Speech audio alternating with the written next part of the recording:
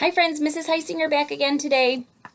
Not sure if you remember last week, but we started reading the story Big Anthony, his story by Tomie dePaula, and we were talking about the author's point of view.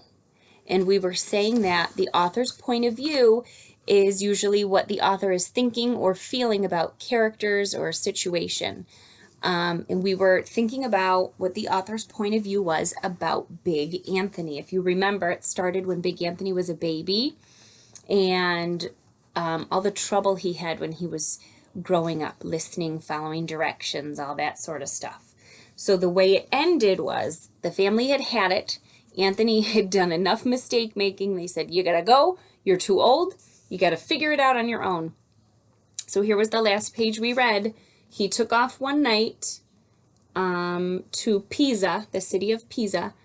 And let's see, it said, we'll just reread this right here. It was too dark to go any farther. So Big Anthony found a wall to sit against. He opened his sack and ate his supper. Before he knew it, he was fast asleep. The birds woke him at dawn. He stood up, stretched, and opened his eyes. What he saw shocked him. He must have leaned too hard against the wall, he said to himself. I must have leaned too hard. Let me try that again, sorry. I must have leaned too hard against the wall, he said to himself. But I can fix it. And he rushed away before anyone was awake. So he thought that he leaned too hard against this wall and made this tower lean. But if Anthony was paying attention when he went to school and stuff, he would know that this building is called the Leaning Tower of Pisa. It's supposed to be leaning. But guess what Anthony did? Off he went down the road, pleased that he fixed the tower. So he got a bunch of ropes and he straightened the tower up, thinking that he had broken it, and now he fixed it. But really, it was supposed to be like that, and now he broke it. And everyone's very angry with him.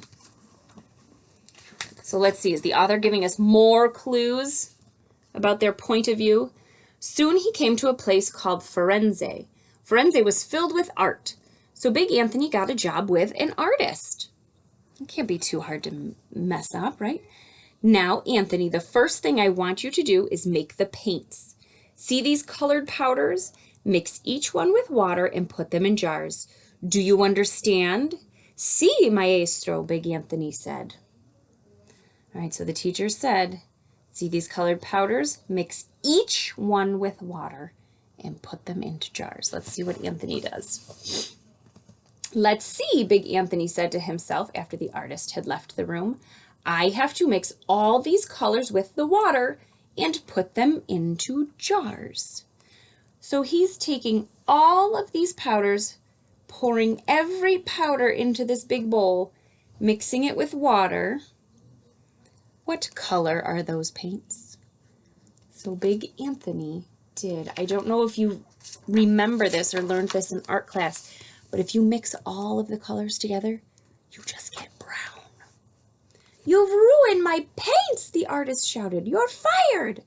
So Big Anthony traveled on until he reached Roma. Big Anthony had never seen such beautiful buildings and so many churches.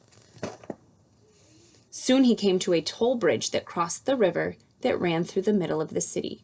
2 coins, please, the man at the bridge told him.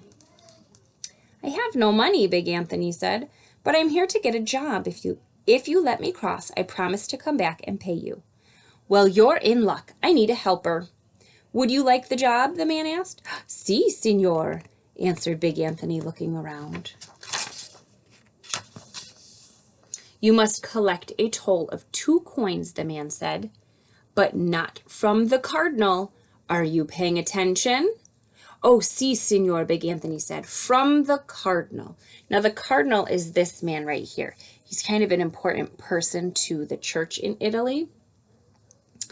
Then up to the bridge came a long line of altar boys and priests, followed by the cardinal. So all these people are people from the church. Who was he not supposed to take it from? Just the cardinal. Big Anthony let everyone cross without paying. But when the cardinal came up, Big Anthony shouted, Halt! 2 coins to cross. But I am the cardinal. Sorry, Cardinal, but you must pay. Everyone else can cross for free, but you must pay. My boss said so. Is that what his boss said? He said collect money from everyone except the cardinal. So Big Anthony left Roma and headed south until he arrived to Napoli. Just making sure I didn't skip a page. Luck was with him. No sooner had he walked into the city than Big Anthony got a job as a waiter. Be sure to pay attention to the orders so you give the right food to the right customer, the owner of the restaurant told him. But Big Anthony didn't pay attention.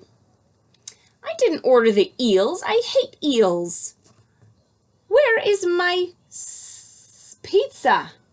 Waiter, you gave me zuppa, soup. I ordered pasta. Out, out, out, the owner shouted, chasing him with a rolling pin.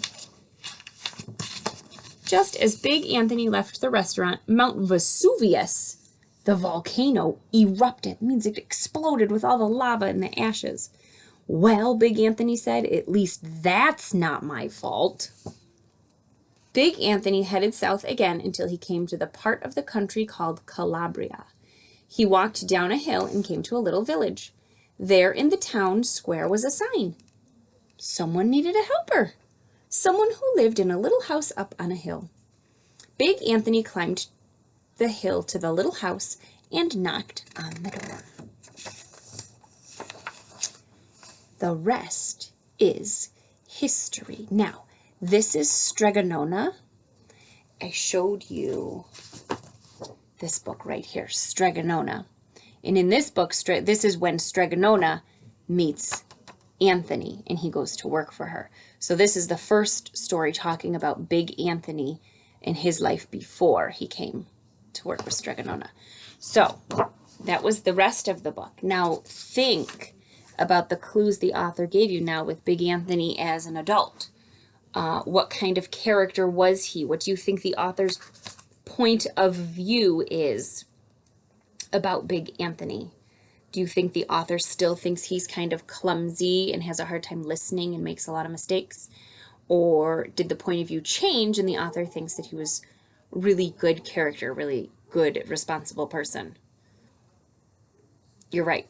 The point of view did not change. The author still thinks and showed us that he's still very clumsy and makes lots of mistakes and doesn't really listen or pay attention. So great job, friends. Next time you're reading books on your own, I want you to think about the author's point of view and see, is the author giving you hints for anything? It's kind of a fun thing to do. Great job. Thank you for listening. Talk to you later.